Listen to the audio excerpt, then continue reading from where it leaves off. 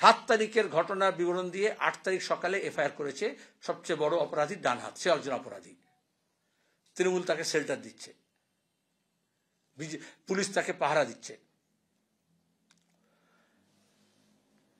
7 তারিখে যে ঘটনা যখন বলা হচ্ছে এফআইআর উল্লেখ, এই বাড়িতে, এই ঘরে যেখানে আমি বসে আছি, এখানে কমরেড নিরাপদ সর্দার, আমাদের 7-8 পিসি মিটিং ছিল, 7 তারিখে এইখানে ছিলেন উপস্থিত সারাদিন রাজ্য কমিটি বৈঠকে।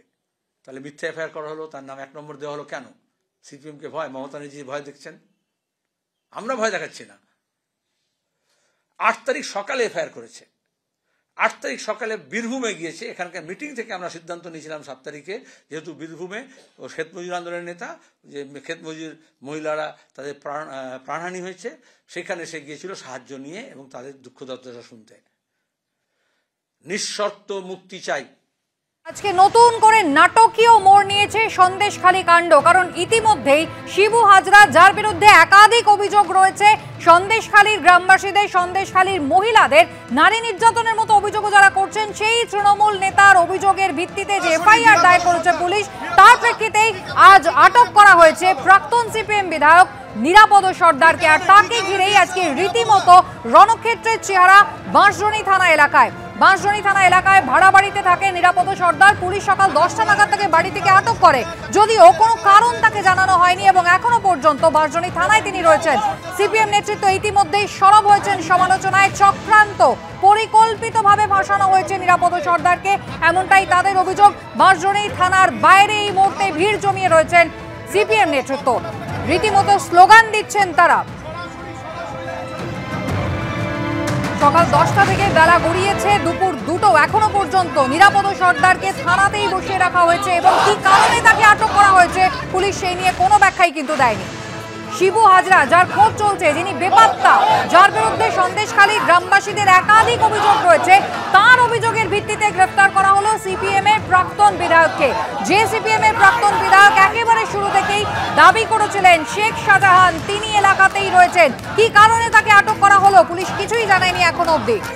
আবির দত্ত এবং সুদীপ্ত আচার্য, আমাদের দুই প্রতিনিধি এই মুহূর্তে সরাসরি আমাদের সঙ্গে রয়েছেন। আবির, সকাল 10টায় বাড়ি থেকে তুলে আনা হয়েছিল সিপিএম এর প্রাক্তন বিধায়ককে, ঘড়ির কাঁটা বলছে দুপুর 2টো, এখনো পর্যন্ত পুলিশ কিছু জানালো? কি কারণে তাকে নিয়ে আসা হলো?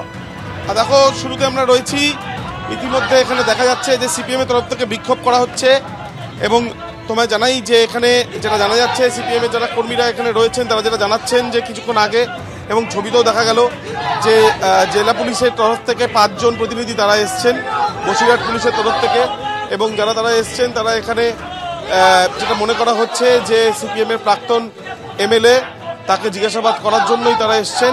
এবং এখন দেখার বিষয় যে 1:40 নাগাদ তারা এখানে পৌঁছানোর পর কত সময় লাগে এই জিজ্ঞাসাবাদের পর্ব চলতে, এবং জিজ্ঞাসাবাদের ফলপ্রসূ কিছু বিষয় উঠে আসে কিনা, বা এই যে অশান্তির ঘটনা ঘটেছে সেখানে যে অভিযোগগুলো হয়েছে সেই অভিযোগে কোনোভাবে পুলিশের তরফ থেকে কী কী প্রশ্ন রাখা হয় এই প্রাক্তন এমএলএর কাছে, সিপিএম এমএলএর কাছে, সেটাই এখন দেখার। কিন্তু পরিস্থিতি কিন্তু দেখা যাচ্ছে যথেষ্টই কিন্তু উত্তাল অবস্থা। তার কারণ হচ্ছে থানার শুধুমাত্র বাইরে পথে বসে বিক্ষোভ নয়, থানার একেবারে ভেতরের ছবি সরাসরি প্রবীরদের দেখাচ্ছে। থানার ভেতরেও কিন্তু একই রকমভাবে এই বিক্ষোভ কর্মসূচি কিন্তু চলছে, এবং সেই যে বিক্ষোভ কর্মসূচি, সে বিক্ষোভ কর্মসূচি এখানে রয়েছে।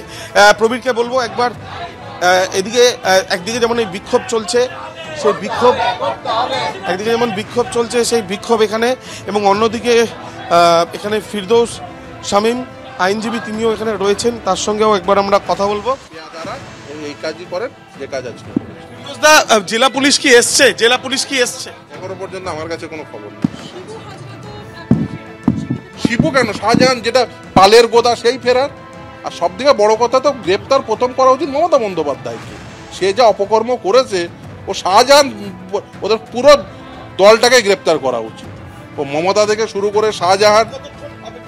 অপেক্ষা করব যতক্ষণ পর্যন্ত না এই আমাদের কমরেডকে কেন গ্রেপ্তার, কেন আনা হয়েছে সেটা না জানাবে, এবং আমাদের কমরেডকে আমরা সঙ্গে নিয়ে যাই।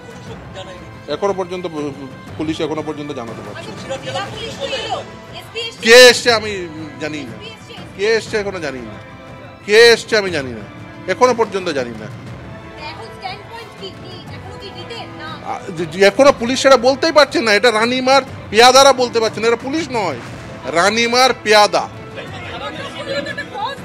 একদমই, আমি সেই কথাই বলছি বারবার, যে রানিমার রাজত্বে ভারতবর্ষের আইন চলে না, রানিমার রাজত্বে সুপ্রিম কোর্টের ভার্ডিক্ট চলে না, রানিমার রাজত্বে ভারতবর্ষের গণতন্ত্র চলে না, রানিমার রাজত্বে রানিমার আদেশ চলে। দেখাই যাচ্ছে যে এখানে একদিকে যেমন ফিরদৌস শামীম তিনি বলছেন যে এখানে আটকে রয়েছে, অন্যদিকে কিন্তু এই যে বিক্ষোভ, সেই বিক্ষোভ এখানে চলছে। আমরা কিন্তু বেশ কিছু ছবিতে দেখলাম যে কয়েকজন এসছেন এবং ইতিমধ্যে কিন্তু থানার ভেতরে এই স্লোগান চলছে।